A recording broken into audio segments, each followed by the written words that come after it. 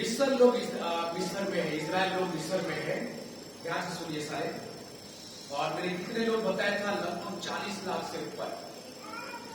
और प्रभु मूसा को कहता है उनको लेके आने के लिए, और हारून और मूसा इजराइल लोगों को मिस्र से लेके आने के लिए जो भी बड़े बड़े चमत्कार प्रभु ने किया उनके द्वारा चमत्कार करते हैं।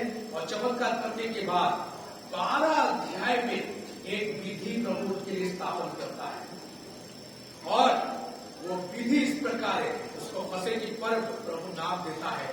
और उस फसह की पर्व की विधि के अनुसार वो करेंगे।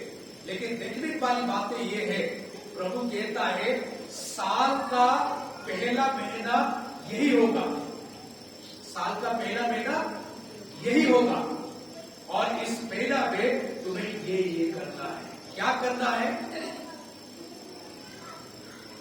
तुम एक भेड़ को लोगे और 15 दिन तक उसको लालन पालन करेंगे। और उसके बाद सब इकट्ठे होके उस भेड़ को क्या करोगे? मिलके क्या करोगे? भोज प्रस्तुत करोगे, खाओगे। परिवार के हिसाब से यदि परिवार में कम लोग हो जाए, ज्यादा लोगों को बुलाना, एक होके खाना। लेकिन और एक विधि प्रभु को देता है कि उसके जो लहू है, खून है, उसको क्या करता है? दरवाजे के सामने जो चौखट है उसको क्या करता? उसको छिड़कना। क्योंकि यहोवा परमेश्वर आज रात को होके जाएगा जिसके दरवाजे में सामने खून छिड़का हुआ है, उस परिवार को क्या करेगा? प्रभु बचा देगा, छोड़ देगा। और जिनका नहीं सबको आना पड़ेगा। लेकिन 14 में और एक चीज कहता है परमेश्वर, वो दिन तुमको स्मरण दिलाने वाला ठहरेगा और तुम उसको यहोवा के लिए पर्व करके मानना। वो दिन तुम्हारे पीढ़ियों में सदा की विधि जानकर पर्व माना जाए, पर्व माना जाए। मेरे प्रियो, साल का पहला महीना, साल के पहले महीने में भी एक भेड़ को वध करने के लिए कहा जा रहा है। और उस भेड़ को वध करके परिवार आनंद से खाने के लिए कहा जा रहा है। क्या कारण है? साल के पहला महीना,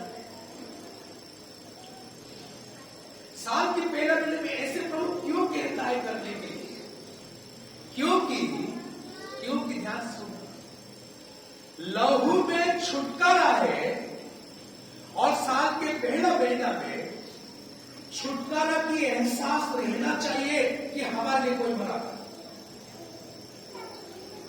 हमारे लिए कोई मरा था, और हमारे परिवार के लिए कोई मरा था, हमारे आस पड़ोस के लिए कोई मरा था। ये पहला एहसास आपको साल के पहला महीना में होना चाहिए। नया साल में पहला दिन में आपको मुझे एहसास होना चाहिए कि मेरे लिए किसी को घात किया गया था, मेरे लिए कोई आपका जान गया था। और ये डायरेक्ट मसीह को दिखाता है, डायरेक्ट मसीह को दिखाता है। क्योंकि कोई भी हड्डी टूटना नहीं चाहिए। लिखा है इसमें, कोई भी हड्डी टूटना नहीं चाहिए। और परिवार का सब एक को दिखा है। और मसीह के जो लहू है, इब्रानी की किताब कहता है, आपको मुझे पाप से छुटकारा देता है, पाप से छुटकारा देता है। इब्रानी किताब 10 अध्याय कहता है, कोई बकरी की, कोई भेड़ की लहू आपको मुझे पाप से छुटकारा नहीं दे सकता। लेकिन मसीह की लहू जो बेदाग लहू है, आपको मुझे पाप से क्या करेगा? छुटकारा देगा।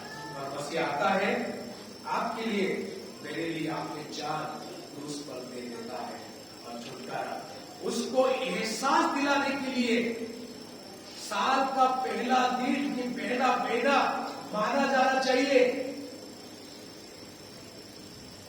आपकी मेरे काबिलियत की वजह से नहीं, आपकी मेरा पवित्रता की वजह से नहीं, आपके मेरे ज्ञान, धन, दौलत की देखने जैसे है उसकी तरह कुछ भी नहीं है। लेकिन सिर्फ और सिर्फ उस लहू जो छिड़का हुआ है उसके वजह से क्या है, आपको मुझे उद्धार मिलेगा। आप सोचो, एक गुंडा बदमाश वो दरवाजे के अंदर हो तो बचेगा कि नहीं बचेगा? बच जाएगा। वो गुंडे बदमाश जो भी हो, पापी हो, दरवाजे के अंदर है तो बच जाएगा। क्योंकि सामने क्या है? लहू है, लहू छिड़का हुआ है सामने, और उस लहू को देख के परमेश्वर आगे चला जाएगा। जितने घर में लहू नहीं छिड़का हुआ था दरवाजे पे, सबके घरों में पहलौठों को उन्होंने मारा। पहलौठों के मारने का मतलब है पूरा घर को मारना। राजा के पहलौठे और जो चक्की में काम करते उसके पहलौठे और जानवर की पहलौठे, सबके पहलौठे को परमेश्वर ने मारा। क्या जो दरवाजे के अंदर थे जो बच गए उनसे छोटे पापी थे क्या? ना वो बड़े पापी थे जो मर गए? ऐसे कुछ भी नहीं है। बचने का सिर्फ एक ही कारण था कि लहू सामने छिड़का हुआ,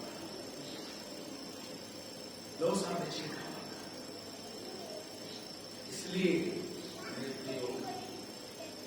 मंदिर की तंबू की आप जो बातें देखते हो, हर समय लहू छिड़कने वाले बातें आता है। हर समय हर चीजों में छिड़कना, पर्दे पे छिड़कना, वेदी पर छिड़कना, क्योंकि बचाव का सिर्फ लहू छिड़कने से। बचाव आपकी मेरे कर्म, आपकी मेरी काबिलियत, ज्ञान की पवित्रता कोई ऐसी चीजों से नहीं है।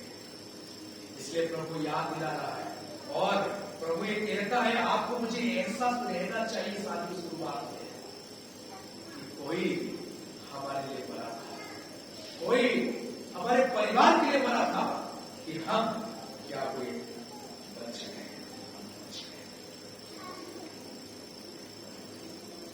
लेकिन और एक बात प्रभु कहता है, बच तो गए, सच बात है, लेकिन एक समर्पण की जिंदगी जीना, सब कुछ दे देने वाली जिंदगी जीना। क्योंकि वो जो भेड़ है परमेश्वर की मेमना, जगत की पाप की भार उठा लेता है यीशु मसीह। वो अपने जीवन संपूर्ण रीति से दे दिया था, और ये उम्मीद करता है आप और मैं भी क्या करें, संपूर्ण रीति से खुद को दे दें। उद्धार तो आप खरीद नहीं सकते, लेकिन जो उद्धार मिला है उसमें जीने के लिए संपूर्ण रीति से खुद को दे देना चाहिए और कैसे जीना चाहिए। और नया साल में ये प्रण सबके जीवन में होना चाहिए, तभी आप और मैं एक अच्छा मसीह जीवन जी पाएंगे। आप ये होना 6 पढ़ोगे तो एक इंटरेस्टिंग बात लिखा हुआ है, मेरे लहू नहीं पियोगे, मेरे मांस नहीं खाओगे, तुम्हारे साथ मेरा कुछ भी नहीं है। उसका सिंपल सा मतलब है, क्योंकि मेरे लहू और मांस से उद्धार मिला है, इसलिए यही स्मरण के लिए हमेशा क्या करो, स्मरण के लिए करते रहो। हर बार जब आते हो, क्या आपने मसीह के मांस और लहू की भागीदारी होती नहीं, मसीह के अंग का, मसीह के शरीर का, मसीह के अस्तित्व का भागीदारी होती है। ये जो 15 अध्याय में लिखा है, मेरे से बिना जुड़ते हुए तो कुछ नहीं कर सकते। प्रभु यीशु के बिना हमारा अस्तित्व नहीं है, ध्यान रखें। इसलिए प्रभु ये एहसास दिला रहा, पहला एहसास नया साल में कि तुम्हारे जो उद्धार हुआ है मेरे प्रियो, तुम्हारा जो उद्धार हुआ है, छुटकारा हुआ है, ये याद पहले करना कि कोई आपके लिए नहीं है, वो यीशु से। दूसरा चीज है, नया साल में प्रभु क्या कहना चाहता है, ये घटना से अधूरी सीख है कि सब मिलके एक साथ खाना, ध्यान से सुनना सारे, सब मिलके एक साथ खाना। यदि तुम्हारा उद्धार हुआ है, यदि तुम्हारा छुटकारा हुआ है,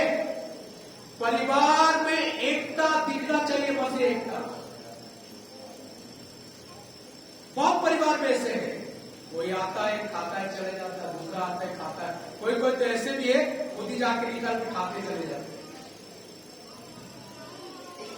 एक साथ बैठ के खाना एकता को दिखाता है। कोई परिस्थिति ना हो तो प्लीज एक साथ बैठ खाना। और घर की मुखिया चादर जोड़ेगा, ऐसे डालेगा, नीचे ऐसी तरह जाएगा चादर, और हाथ में लाठी लेते हुए वो बैठेगा सामने और सब चारों तरफ बैठेंगे ऐसे और मिल के खाएंगे। क्या खाएंगे वो? कड़ुआ साग पात और भुने हुए मीट, जो खाना वास्तव में थोड़ा भी टेस्टी नहीं है। कड़ुआ साग पात के साथ भी खाओगे क्या? आज तक खाए हो? जो भी सोचते हो आप सोचते नहीं मैं पनीर खाता हूं, कड़ुआ साग पात के साथ खाते हो? तो वो इसलिए कि खाना अहमियत नहीं है, परमेश्वर अहमियत है। परिवार का एकता अहमियत है। परिवार में एक होकर बैठना, एक होकर बैठना परिवार। और घर का जो मुखिया है, घर का मुखिया होना चाहिए। क्या होना चाहिए? उसके हाथ में जस्टी है, जस्टी है उसके हाथ में, उसके हाथ में जस्टी है, उसके हाथ में जस्टी है। और उसका मतलब ये है, क्या सुन देना, ये अनुशासन उसके हाथ में। घर में और कोई अनुशासन करने लग जाएगा वो घर कभी भी शांति से नहीं रहेगा। ध्यान रखना, जिसके जो जिम्मेवारी है, ध्यान सुना सारे, बाप वही करे, बाप करे जो काम करना उनको, बच्चे जिनको जो काम करना वो करना।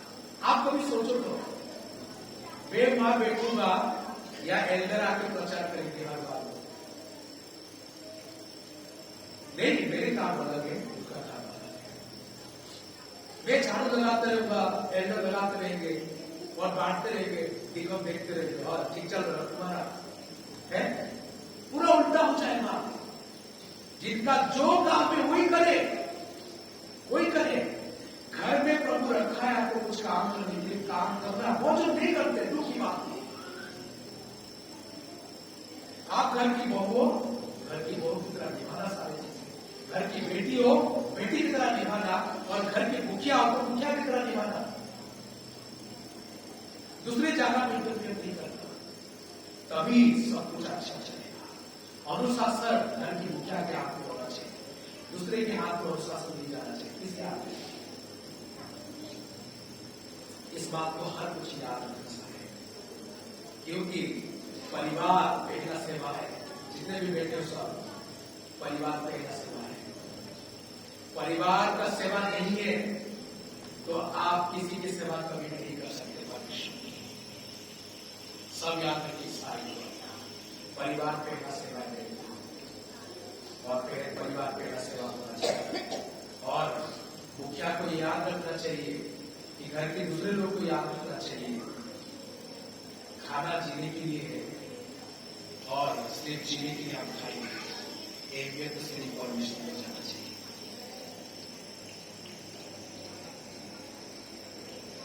क्यों हाथ में लाठी लेके खा रहे थे? क्यों चप्पल पहन के खा रहे थे? क्या कारण है? हर बार तैयार रहना, इसलिए वो छुटकारा के लिए तैयारी के साथ जा रहे थे, क्योंकि छुटकारा उनको मिलने वाला था। वो पूरा तैयार से तुरंत उठ के चले गए। इसलिए 24 घंटे तैयार रहना, कुछ भी हो सामने, प्रभु के काम के लिए, हर चीजों के लिए, तभी एक नया साल होगा।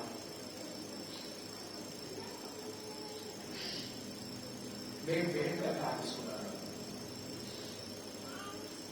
27 तारीख को इसका डेट हो गया था, 26 को हुआ था, 27 को 2026 का। तो मुझे प्रचार के लिए बुलाया गया द्वारका में। प्रचार किए, सब ठीक ठाक। जब घर आ गया, वहां से, उस घर से पास्टर की घर आ गया, मैंने उनको पूछा कैसे क्यों लगा, परिवार ज्यादा अस्त व्यस्त दिख रहा है, क्या प्रॉब्लम है? पास्टर की बीवी बोलती है, पास्टर जी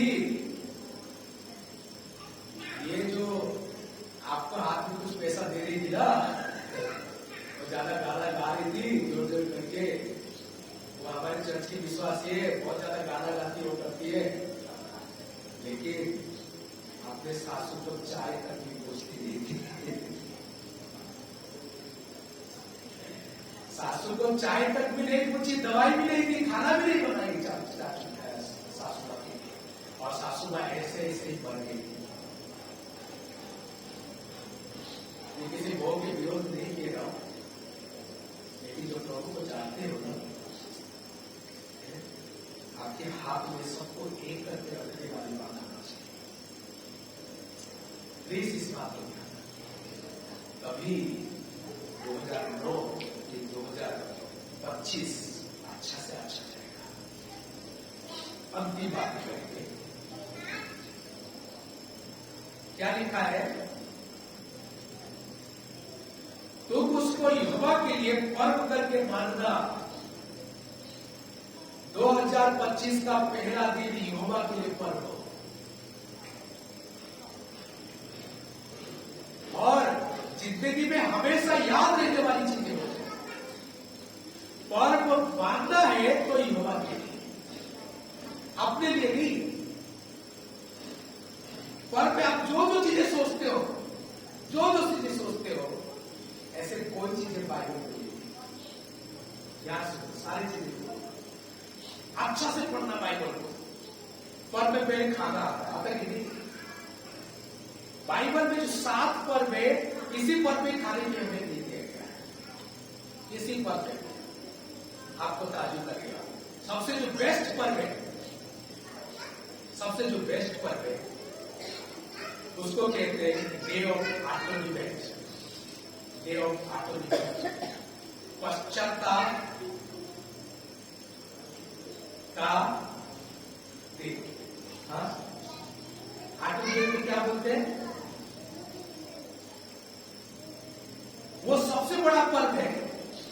आप देखोगे 23 अध्याय में, उसमें परमेश्वर ने उनको बोला कोई भी खाना नहीं खाएगा। सबसे बड़ा पर्व है, ध्यान सुनो, कोई भी खाना नहीं खाएगा। दूसरे पर्व है, ये है फसह का पर्व, कड़वा साग पात खाना के साथ। तीसरा पर्व है झोपड़ियों का पर्व, झोपड़ियों में रहना। बोलो मैं बोला घर सजाऊंगा, सब करूंगा, सब करूंगा, सब ठीक है, लेकिन झोपड़ियों में रहने के लिए बोला, घर से हट के जाके झोपड़ियों में मैदान में रहना पर्व मानना। जो भी आप अपने सोचते हैं पर्व के बारे से, कोई भी चीज बाइबल में दे जाएगा, क्योंकि ये चीजों को अहमियत दिया जाता, तो यहोवा परमेश्वर को अहमियत दिया जाता। एहेमिया सिर्फ और सिर्फ यहोवा परमेश्वर प्रभु यीशु मसीह उसको छोड़ के पूछे, वो आपके मेरे जीवन में है तो सबसे बड़ा पर्व हो जाएगा। ध्यान रखिए, पर्व इसलिए यहोवा के लिए मानना, खुद के लिए कभी नया साल। 3 बातें की, एक तो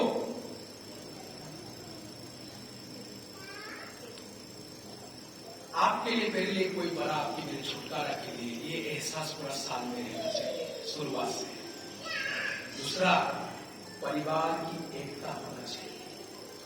तीसरा, मेरे प्रिय, पर्व यहोवा के लिए, नया साल यहोवा के लिए, 2025 यहोवा के लिए, खुद के लिए नहीं जीना, खुद के लिए नहीं जीना, प्रभु के लिए जीना है। तभी हमारे नया साल होगा। प्रभु आपको मुझे